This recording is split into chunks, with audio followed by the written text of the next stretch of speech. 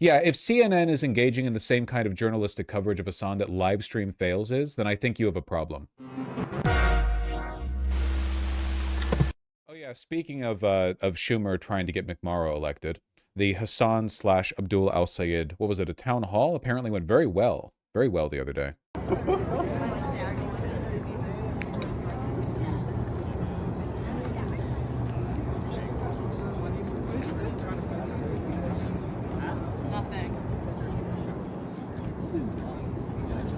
Just a few people.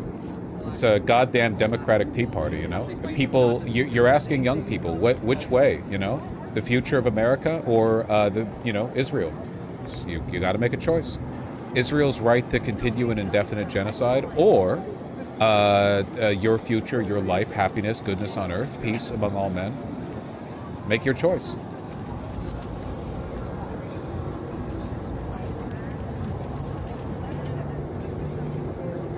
We should just stop giving the anti-Semitism on the left people even a response. It is worth noting, by the way, that I do think this is largely a psyop. I have seen almost no legitimate anti-Semitism on the left. When I see it crop up, it's usually in the anti-Israel, like, Arab journalists Twitter space, where they're not on the left, they're just anti-Israel, but they get retweeted by leftists because they're critical of Israel, but they don't, like, self-identify as leftists.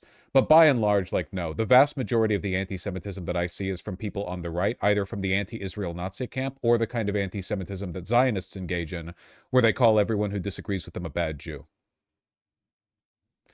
And that nutjob professor guy, he's not on the left. Professor Jang, that guy, he's not on the left. The guy who was talking about white genocide with Tucker Carlson? What, 93 million people? People were more offended that he dropped an F-bomb on Easter than they are about the fact that he talked about genocide of 93 million people, right? I don't care what you think about Iran. I don't care what you think about Iranians. They're human beings. So you're talking about wiping a whole civilization away. Why? Because you got into a war you never should have got us into, and now you're stuck in a quagmire, and the best thing you can do is rattle your saber? It's bullshit. I mean, it's like, it is... We just need to get past this question of, like, what is the right political thing to say and get to a question of, like, what is the... Calling Iranians humans anti-Semitic, that's true. I like how Hasan's standing behind him like a bodyguard.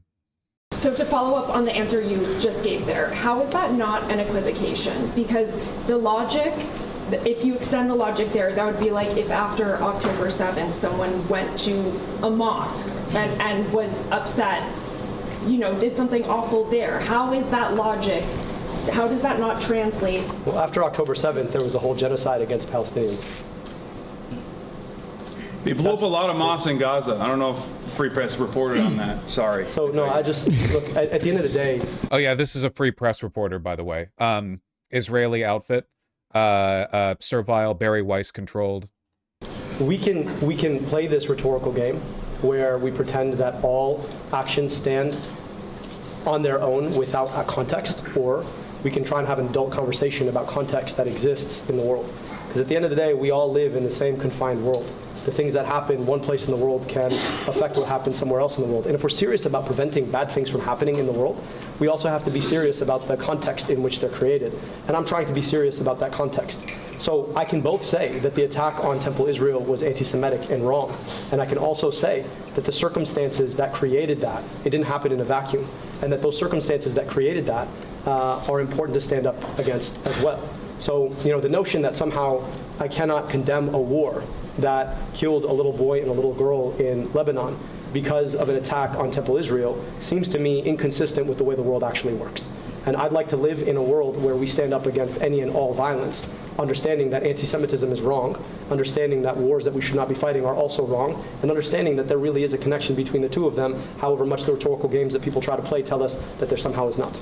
We're going to take two more questions. I'm sorry, we're going to have to move on to the next person. I'm sorry, Olivia. As a Jewish state. Olivia, we're going to have to... Notice how the Free Press reporter doesn't engage at all with what Abdul says, but rather just denigrates into the standard hackneyed thought-terminating cliche, does Israel have a right to exist as a Jewish state? Because they have no answers. Again, like, there is no argument for the pro-Israeli side. It is made up entirely of liars and money takers. They all are paid to lie. Not one of them is an exception. It's disingenuous down to the root. The only people on that side who aren't lying are the people who are unaware of the talking points they would need to express to defend their position. That's it. They can't engage. They're not interested in engaging. They only want to dominate. They want to kill in the Middle East, and they want to dominate here. They want to erode your First Amendment rights, as they have said so many times. They want to eradicate your ability to control Israel, and up until this point, they have largely been successful.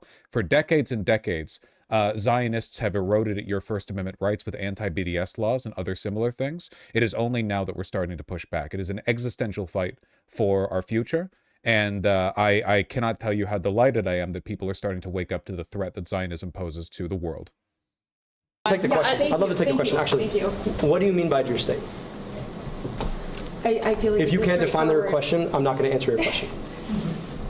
We're going to move on to the next. Can't even answer. Can't even answer. Because again, they know. Like, what do you mean Jewish state? Oh, a Jewish supremacist state. Yeah, can't even answer. Can't even answer. Next person, Fox News. Hasan, do you feel like you're... Can't even answer. They're so weak. They are. They are. Like getting any fascist to define their terms. Hasan at the same event. Brewing again. Ah. There's a battle brewing. A battle brewing against not only the corrupt fascist forces of the Republican Party, but also against do-nothing Democrats that would rather sit there and collect paycheck after paycheck and fundraise from corporate donors that put your interests second to the interests of those very same corporations that poison your water as they sit idly by, that make sure that every single piece of productive output in the wealthiest nation on earth goes back to our massive military-industrial complex that only brings about death and destruction overseas. Because remember, every single dollar that is spent on a bomb is stolen from each and every one of you, because that's a dollar that they spend blowing up a school overseas instead of building schools in your neighborhoods. It's so fucking funny that Western media is consolidating around an anti-Hasan position, trying to use him as a purity test, when Chuck Schumer is so unpopular that he has to quietly endorse McBarrow, his second favorite pick for the Michigan race. Like that between the two of them, Hasan has the right to parade his favoritism openly, and Schumer has to be quiet, because Schumer knows he doesn't represent the interests of the average Democrat, and Hasan knows that he does. CNN cable ran another hit piece on Hasan over the lunch hour. Yeah, of course they did. Yeah. Enormous events brewing in the Middle East, ceasefire broken, Israel bombing Beirut, hundreds dead. Let's run a piece on Hasan. Here's some of what he actually has said about the depravity of the October 7th terror attack, the deadliest day for the Jewish people since the Holocaust. Quote, "It doesn't matter if effing rapes happened on October 7th. Like, that doesn't change the dynamic for me. The Palestinian resistance is not perfect." Now, let that sink in. Hasan Piker is excusing sexual violence by Hamas terrorists. He also claims Hamas is, quote, 1,000 times better than Israel. Hamas is a designated terror organization, not just by the U.S., but by the EU, Canada, Australia, New Zealand, just to name a few. And here's what Piker said about the horrors of September 11th, 2001. America deserved 9/11. Damn, he was cooking there. I don't hate every pundit on CNN, but holy shit, Dana Bash really pisses me off. I mean, she's like openly it's not exactly subtle. Her and Tapper, easily the worst. Yeah. They love this line. He was cooking there. Dana Fash, yeah. Whatever happened to Crenshaw? Fell out of MAGA favor, actually. Lost his primary. Guardian article on Hasan Piker. It's shifting. It's shifting. So you're just going to say based out of spite? It's not out of spite. I agree with the sentiment. Despite all of the disingenuous efforts to clip chimp Hasan, the underlying sentiment of what he said with his 9/11 clip is fundamentally correct. That 9/11 was a blowback committed against America as a result of our constant meddling in the Middle East, a direct consequence of our reckless behavior. It was a crime inflicted on America by America because we engaged in foreign policy that was guaranteed to cause instability. It's not even an arguable position. It's objectively correct. And anyone who believes in, I guess, I don't know, reality, empiricism, everyone agrees with this. The only reason one would ever disagree with this is because there's some kind of chauvinist, anti-intellectual. Everyone serious agrees with this. There's no disagreeing with it. There's a reason why they clip it out of context. People who are interested in a fair argument don't clip out of context. If they had an actual position they wanted to have a serious discussion on, why would they do the standard live stream or drama thing of just citing a bunch of hackneyed, out-of-context clips? Here's a quote, here's a quote, here's a quote. If you have a substantive disagreement with a person, you can just frame their argument, you know? I'm not saying they have to steelman it, right? You know, they don't have to go out of their way, but, like, obviously they're clip chimping. That's all they've ever done. Yeah, if CNN is engaging in the same kind of journalistic coverage of Hasan that live stream fails is, then I think you have a problem.